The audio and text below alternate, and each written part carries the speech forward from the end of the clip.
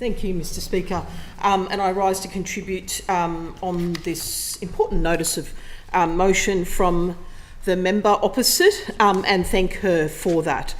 Mr Speaker, we of course support the creation of the Great Koala National Park, and the Nats might not want to sit behind me for these optics.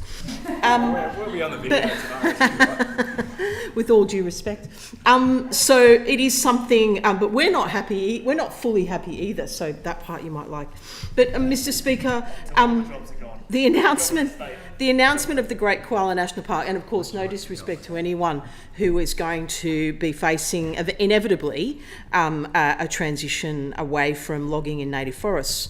The government's announcement of the Great Koala National Park is a significant step towards large-scale habitat protection on the mid-north coast, and it includes taking off the table 176,000 hectares of state forest from logging and a broader reserve footprint of up to 500,000 hectares. And while this is a substantial policy shift and reflects advocacy by conservationists everywhere, it does not fully address all critical koala habitats in New South Wales.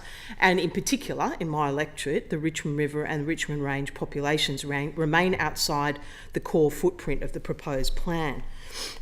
We know, and I want to give a huge shout out, on Saturday there is, for World Forest Day, there is in Lismore the Richmond River Koala advocates, in particular North East Forest Alliance, and a whole lot of ecologists and academics coming together to really look at that unique population, because they're genetically distinct from those in the Great Koala National Park.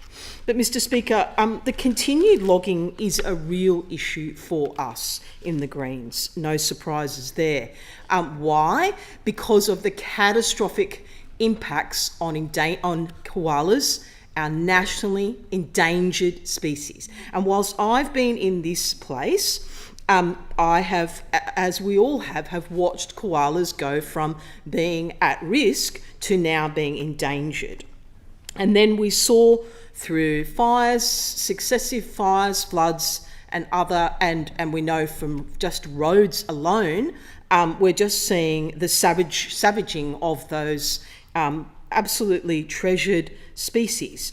And it's awful. I hear the Nats, so they love koalas. Great, we're in furious agreement. But the thing is, we actually know that koalas cannot exist without habitat. And we'll just leave aside all the other reasons why the forestry logging industry in our native forests is so deeply flawed financially and economically. And we go much further than Labor when it comes to that. And even during the delay, the period where this was raised by my colleague Sue Higginson, between the conservation commitments and ongoing and recent logging activity, logging continued, in some cases intensified, in areas that were identified for protection. It's like, oh, quick, let's get in fast and just wipe it out. And this is separate to land clearing. I just had a meeting with the Nature Conservation Council, and this is separate to clearing illegal land clearing, which has gone up on your watch. It has gone up.